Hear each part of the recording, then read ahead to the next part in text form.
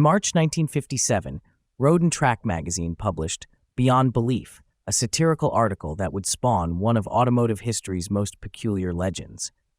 Created by automotive designer Robert Cumberford and cartoonist Stan Mott, the story introduced readers to the Cyclops II, a fictional minimalist vehicle supposedly manufactured by Italian genius Piero Martini from repurposed Cinzano signage. The original narrative described a bizarre machine constructed from a single rectangular piece of metal bent into a U-shape, featuring a massive Lucas P100 headlamp centered in the front, hence the Cyclops name.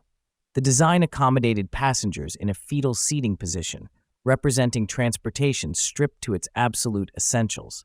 The satire resonated so powerfully that Road and Track actually built a functioning Cyclops II and road tested it in September 1957. This transformed fiction into reality, establishing the Cyclops as both parody and genuine vehicle.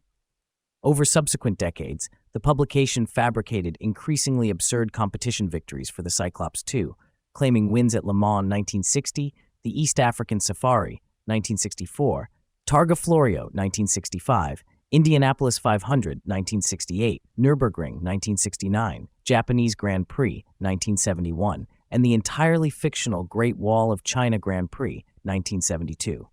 Across 53 years, the Cyclops appeared in 22 Road and Track articles. The car's cult status inspired enthusiast replicas. In 2010, Glenn and Matt Thomas of Beaver Creek, Ohio, constructed a faithful reproduction in their garage using basic tools: circular saw, drill press, hand jigsaw, and MIG welder.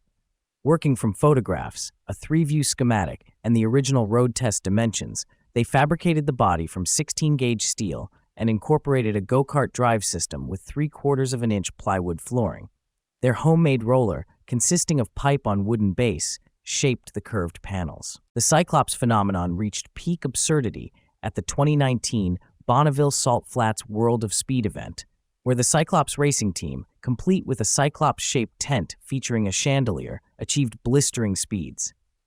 Jack Englehart's entry recorded 17.4 miles per hour, approximately 28 kilometers per hour, while Glenn Thomas's replica reached a staggering 20.5 miles per hour, approximately 33 kilometers per hour.